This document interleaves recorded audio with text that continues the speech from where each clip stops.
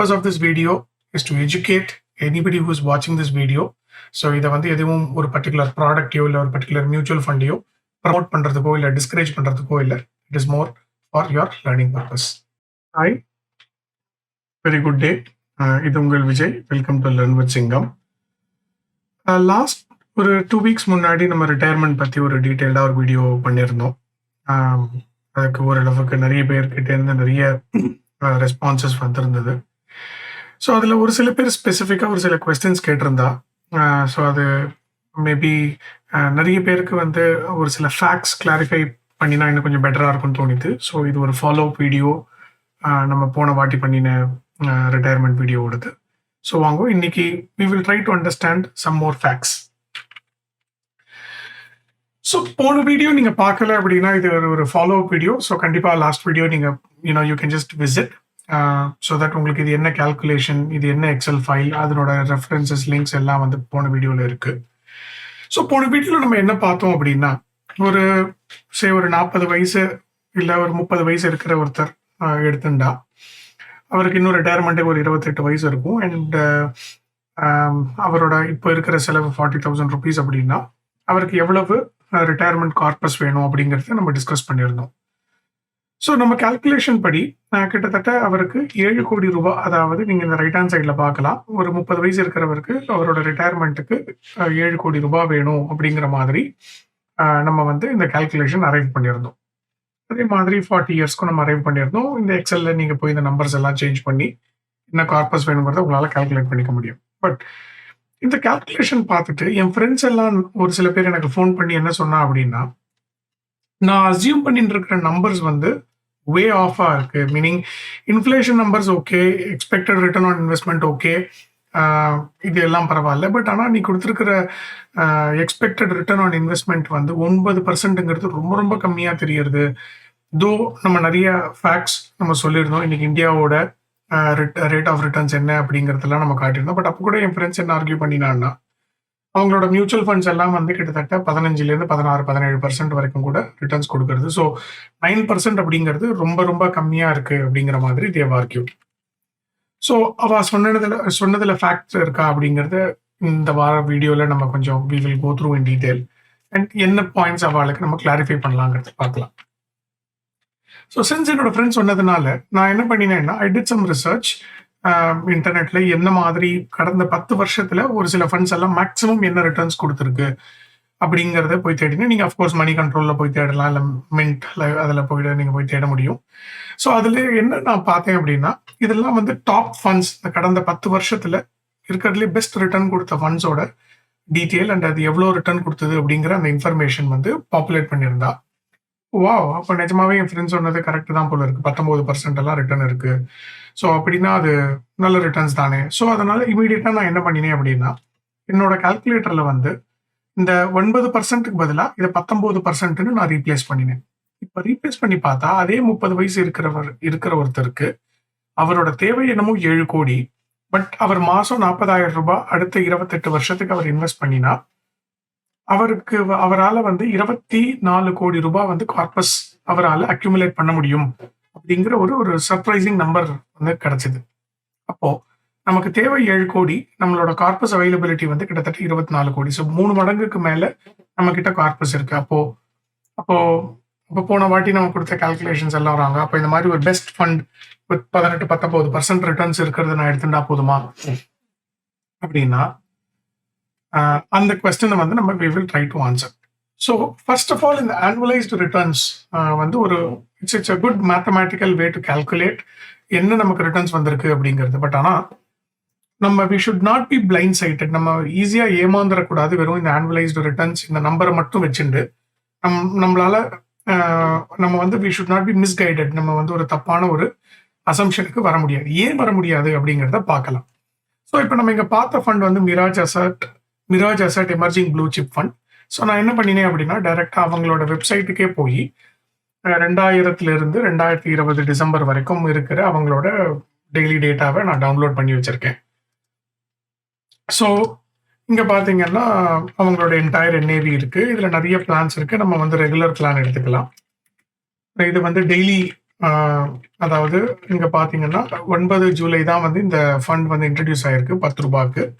இன்னைக்கு அதனோட NAV net asset value வந்து ₹70 இருக்கு. அதாவது ₹10 நீங்க அன்னைக்கு இன்வெஸ்ட் பண்ணியிருந்தீங்கன்னா, அதனோட வேல்யூ இன்னைக்கு ₹70 இருக்கும் அப்படிங்கிறது தான் இந்த டேட்டா இருக்கு. ஸோ இத வந்து ஜஸ்ட் ஃபில்டர் பண்ணி நான் வெறும் அந்த குரோத் பிளான மட்டும் நான் இங்க போட்டிருக்கேன். ஸோ ₹10 இன்னைக்கு ₹70 வந்து ஆயிருக்கு அப்படிங்கிறது நமக்கு இந்த கிராஃப்லயும் தெரியுது. சின்ஸ் இது ரொம்ப டெய்லி டேட்டாவா இருக்கு. நமக்கு டெய்லி டேட்டா வேண்டாம். ஜஸ்ட் ஃபார் அண்டர்ஸ்டாண்டிங் பர்ப்பஸ்ங்கிறதுனால அத மந்த்லி டேட்டாவா இங்க மாத்தி இங்க ஜஸ்ட் பிளாட் பண்ணியிருக்கேன். இந்த என்ஏவிங்கிற இந்த காலத்துல. இப்போ நிஜமாவே 20% வந்து அந்த மீடியால கிளைம் பண்ணியிருக்க மாதிரி இது கரெக்ட்டான டேட்டா தானா? ஸோ நான் டிசம்பர் வரைக்கும் எடுத்திருக்கேன். அதனால மேபி அது ₹67 இருக்கு. ஸோ இதுக்கு என்ன ஃபார்முலா அப்படின்னா, பிரசன்ட் வேல்யூ வந்து ₹67. அதாவது இது வந்து டிசம்பர் 2020க்கான என்ஏவி. இன்வெஸ்ட்மென்ட் வேல்யூ வந்து ₹10. So present value divided by investment value போட்டீங்கன்னா உங்களுக்கு 6.7 கிடைக்கும். Then present value by invested value to the power of 1/n. என்னங்கிறது total number of years. So இங்க வந்து மொத்தம் நமக்கு எவ்வளோ டேட்டா பாயிண்ட் இருக்குன்னா 126 மாசத்தோட என்ட்ரி டேட்டா இருக்கு. ஸோ 126 மாசம் டிவைடட் பை 12 போட்டீங்கன்னா கிட்டத்தட்ட 10.5 வருஷத்தோட டேட்டா இருக்கு. So investment value divided by present value to the power of 1/10.5 நீங்க போட்டீங்கன்னா உங்களுக்கு 1.20 இருக்கும் -1. ஸோ இதுதான் வந்து உங்களோட காம்பவுண்ட் சிஏஜிஆர்னு சொல்லலாம். சிஏஜிஆரோட ஃபார்முலா இது. ஸோ பார்த்தீங்கன்னா டெஃபினட்டா மேத்தமேட்டிக்கலி பார்த்தா இந்த ஃபண்ட் வந்து டெஃபினட்டா 20% ரிட்டர்ன்ஸ் கொடுத்துருக்கு இந்த 10.5 வருஷத்துல. ஸோ அப்போ என்னோட ஃப்ரெண்ட்ஸ் கிளைம் பண்ணினது கரெக்ட் தான். அப்போ 20% நான் போட்டா டெஃபினட்டா எனக்கு ₹24 கோடி என்னால கார்பஸ் அக்யூமுலேட் பண்ண முடியும். ஸோ தென் எனக்கு ஒரு கொஸ்டின் இருக்கு. 20%ங்கிறது ரொம்ப ஜாஸ்தியா தெரியுது. அதனால நான் என்ன பண்ணினேன் அப்படின்னா, இந்த மாசம் இந்த நம்ம ₹10 நம்ம இன்வெஸ்ட் பண்ண ஆரம்பிச்சிருந்தா காம்பவுண்ட் இன்ட்ரெஸ்ட் ரேட் படி, அதாவது ஒரு அந்த வருஷம் முடியும் போது 20% ரிட்டர்ன் ஆயிருந்ததுன்னா அது ₹10ங்கிறது ₹12 மாறி இருக்கும். ஸோ நான் என்ன பண்ணியிருக்கேன் அப்படின்னா, ஒரு சின்ன ஃபார்முலா யூஸ் பண்ணி மாசம் இந்த 20% இன்ட்ரெஸ்ட் ரேட்டை 12 மாசத்துக்கு நான் வந்து இன்க்ரீஸ் பண்ணிட்டே போனா ₹10ங்கிறது ஒரு வருஷத்தோட முடியும் போது இங்க பாத்தீங்கன்னா இந்த ₹12 மாறி இருக்கு. அதே மாதிரி அடுத்த வருஷத்துக்கு அது ₹14 மாறி இருக்கும். அது மாதிரி இந்த 126 மாசத்துக்கு நான் பிளாட் பண்ணியிருக்கேன். ஸோ இந்த டேட்டாவை நான் எக்ஸ்ட்ராபுலேட் பண்ணியிருக்கேன். இப்போ இந்த லெஃப்ட் காலம் ஏ இருக்கிறது மேபி உங்களுக்கு ஈஸிக்காக நான் maybe I just bring it to the center of the screen.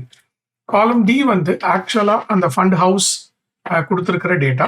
இது நான் வந்து எனக்கு சிஏஜிஆரா எனக்கு காம்பவுண்ட் இன்ட்ரெஸ்ட் 20% எனக்கு ரிட்டர்ன்ஸ் வந்ததுன்னா ₹10 நான் போட்டிருந்தா எப்படி வந்திருக்குங்கிற நான் அரைவ் பண்ணின ஒரு எக்ஸ்ட்ராபுலேட்டட் வேல்யூ. இப்போ இதை ரெண்டுத்தையும் நான் ஒரு லைன் கிராஃபா பிளாட் பண்ண போறேன். இப்போ இந்த லைன் கிராஃப் பார்த்து நம்ம இப்போ இந்த லைன் கிராஃபா பிளாட் பண்ணியிருக்கோம். இந்த லைன் கிராஃபை பார்த்த உடனே நமக்கு என்ன தெரியுது அப்படின்னா, கிட்டத்தட்ட இந்த ப்ளூவோட லைனோட எண்டும் இந்த ஆரஞ்சு லைனோட எண்டும் கிட்டத்தட்ட ரொம்ப க்ளோஸாக தான் இருக்கு. So which is fine. But ஆனால் இந்த ஆரஞ்சு லைன் பார்த்தீங்கன்னா எவ்வளோ ஸ்மூத்தா நமக்கு அப்படியே ஒரு ஏறுமுகமா மட்டுமே இருக்கு. பட் ஆனால் இந்த ப்ளூ லைன் நமக்கு ஏறுமுகமா மட்டுமே இல்லை, அங்கங்க பீக்ஸ் அண்ட் லோஸ் இருக்கு. அண்ட் எஸ்பெஷலி இப்போ ஒரு ஒரு ஒரு 5-6 மாசத்துக்கு முன்னாடி நீங்க பார்த்தீங்கன்னா, அதாவது 118வது மாசம். ஸோ நம்ம மொத்தம் 126 மாசம் நம்ம டேட்டா ரிட்ரீவ் பண்ணியிருக்கோம். ஸோ 118வது மாசத்துல என்ஏவி பார்த்தீங்கன்னா 41.1 குறைஞ்சிருக்கு. ரைட். ஸோ அப்போ இந்த நம்ம சிஏஜிஆர் டைரக்டா 20% அப்படின்னா நம்மளோட ப்ளூ லைனும் ஆரஞ்சு லைனும் கிட்டத்தட்ட ஒரே மாதிரி இருந்திருக்கணும். ஆனா மியூச்சுவல் ஃபண்ட்ஸ் இல்ல ஸ்டாக் மார்க்கெட்னு வரும்பொழுது இந்த ரிட்டர்ன் ஆன் இன்வெஸ்ட்மெண்ட் வந்து எப்பொழுது இந்த மாதிரி ஒரே பக்கமா மேல மட்டுமே போகணுங்கிற அவசியம் கிடையாது. ஆனா இப்படி குறையறதுக்கான பாசிபிலிட்டிஸும் நிறைய இருக்கு. ஏற்ற இறக்கங்கள் கண்டிப்பா ஷேர் மார்க்கெட்ல எப்பொழுதுமே இருக்கும். ஸோ அப்போ இதுல இருந்து நமக்கு பார்த்த உடனே நமக்கு என்ன தெரியுது அப்படின்னா, டெஃபினட்டா 20% அப்படிங்கிறது ஒரு ஒரு ஒரு ஒரு எஸ்டிமேட்டா வச்சுக்கலாமே தவிர, கண்டிப்பா 20% இருக்கும் அப்படிங்கிறத வந்து நம்ம அப்படியே அசியூம் பண்ணி நம்மளோட கால்குலேஷன் எடுத்துக்கிறது டெஃபினட்டா it is not safe. Now இன்னும் கொஞ்சம் இதை பெட்டரா தெரிஞ்சுக்கலாம் அப்படின்னா, இப்ப இந்த பக்கம் இருக்கிறது நான் அரைவ் பண்ணியிருக்கிற தியரட்டிக்கலா 20% இருந்தா என்ன வந்திருக்கணுங்கிற வேல்யூ, இந்த பக்கம் ஆக்சுவல் என்ன. ஸோ என்னுடைய தியரட்டிக்கல் வேல்யூக்கும் ஆக்சுவல் வேல்யூக்கும் இருக்கிற டிஃபரன்ஸை வந்து நான் இப்போ இங்க ஒரு 3வது காலமா நான் பிளாட் பண்றேன். இப்போ இதை டிஃபரன்ஸ்னு வச்சுக்கிறேன். இப்போ இந்த டிஃபரன்ஸ் வேல்யூவை நான் என்ன பண்றேன் அப்படின்னா ஒரு சின்ன ஒரு கிராஃபா பிளாட் பண்ணி பார்த்தேன்னா உங்களுக்கு இங்க இன்னும் ரொம்ப நல்லாவே புரியும். இப்போ குறைஞ்சது இந்த இதுல மொத்தம் ஒரு மூணு பங்கா இதை வச்சுக்கலாம். ஸோ மொத்தம் ஒரு 120 டேட்டா இருக்கு. So 40 could be a 4 3s are 12. So 40 அப்படிங்கிறது வந்து ஒரு லாஜிக்கலா ஒரு 1/3. ஸோ அப்போ பார்த்தா கிட்டத்தட்ட ஒரு 1/3 பாசிட்டிவா இருந்திருக்கு. இன்னொரு 1/3 டெஃபினட்டா நெகட்டிவா இருந்திருக்கு. கடைசி 1/3 வந்து நமக்கு ஒரு ஏறுமுகமா இருக்கு. அப்போ ஒரு 30% ஆஃப் த டைம்ஸ் வந்து நம்மளோட எக்ஸ்பெக்டட் சிஏஜிஆரை விட ஒரு எக்ஸ்பெக்டட் காம்பவுண்ட் இன்ட்ரெஸ்ட்டை விட நம்மளோட டேட்டா கம்மியாக தான் வந்து இருந்திருக்கு. ஸோ சின்ன ஒரு ஃபார்முலா வழியாக இது எத்தனை பர்சன்டேஜ்னு எக்ஸாக்டாகவே நம்ம கண்டுபிடிக்கலாம். ஸோ இப்போ நான் என்ன பண்ணுறேன் அப்படின்னா கவுண்ட் ஐஎஃப்எஸ் இந்த மொத்த டேட்டா எடுத்துக்கிறேன். இதில் எத்தனை வாட்டி 0க்கு கீழே எனக்கு டேட்டா இருந்திருக்குன்னு பார்க்குறேன். ஸோ 48 தடவை எனக்கு என்னோட காம்பவுண்ட் இன்ட்ரெஸ்ட் ரேட்டை விட ஆக்சுவல் என்ஏவி வேல்யூ கம்மியாக இருந்தது. ஸோ மொத்தம் இருந்தது 126. So 40 divided by 126. ஸோ நான் சொன்ன மாதிரி கிட்டத்தட்ட 38% ஆஃப் த டைம் நம்மளோட காம்பவுண்ட் இன்ட்ரெஸ்ட் ரேட்டை விட நம்மளோட ஆக்சுவல் என்ஏவி வந்து கம்மியாக இருந்திருக்கு. ஸோ அப்போ ஒருவேளை நீங்க உங்களோட ரிட்டையர்மெண்ட் நம்ம இந்த கிராஃப் பொதுக்கு டெலீட் பண்ணிக்கலாம். ஒருவேளை இங்க நீங்க இதை ரிட்டர்ன்ஸ் எடுத்துக்கலாம், மேபி உங்களுக்கு 20% கிடைச்சிருக்கலாம். பட் ஒருவேளை நீங்க இந்த இடத்துல நீங்க உங்களோட ஃபண்டை ரெடீம் பண்ணியிருந்தீங்கன்னா டெஃபினட்டா உங்க சிஏஜிஆர் வந்து 20% இருக்கிறதுக்கு வாய்ப்புகளே இல்லை. இது வந்து அகெயின் நம்ம ஒரு பெஸ்ட் ஆஃப் பெஸ்ட் ஃபண்ட்ஸை எடுத்து அதை வந்து நம்ம வந்து பிளாட் பண்ணி நம்ம இங்க பார்க்குறோம். பார்த்ததுல நமக்கு என்ன தெரியுது அப்படின்னா இந்த சிஏஜிஆருங்கிறது ஒரு மேத்தமேட்டிக்கலி அரைவ்டு ஒரு டேட்டா. பட் அது இட் கேன் பி அதனோட இன்டர்பிரிட்டேஷன் வந்து இந்த மாதிரி டெய்லி இல்லை மந்த்லி இந்த டேட்டாவை எடுத்து போடுறச்சு நமக்கு என்ன கிளியரா புரியுறது அப்படின்னா இது சிஏஜிஆரோட பிரின்சிபல்ஸ் எல்லாத்தையுமே நம்ம மியூச்சுவல் ஃபண்ட்ஸ் மேலே அப்ளை பண்ணி பார்க்கறது could give us a misleading result. ஏன்னா இப்போ ஒருவேளை உங்க ரிட்டையர்மெண்ட் இங்கே நடந்திருந்ததுன்னா இந்த ஃபண்ட்ஸை ஃபுல்லாக நீங்கள் எடுக்கணும்னா உங்களுக்கு இப்போ இருக்கிற மாதிரி 67 ரூபாய் கிடைச்சிருக்காது, வெறும் 41 ரூபாய் தான் கிடைச்சிருக்கும்.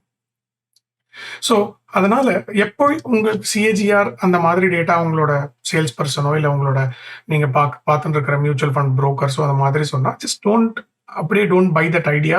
ஓ இது நிஜமாவே 20% இருந்திருக்கா அப்படிங்கிறது டோன்ட் பிளைண்ட்லி டேக் இட்.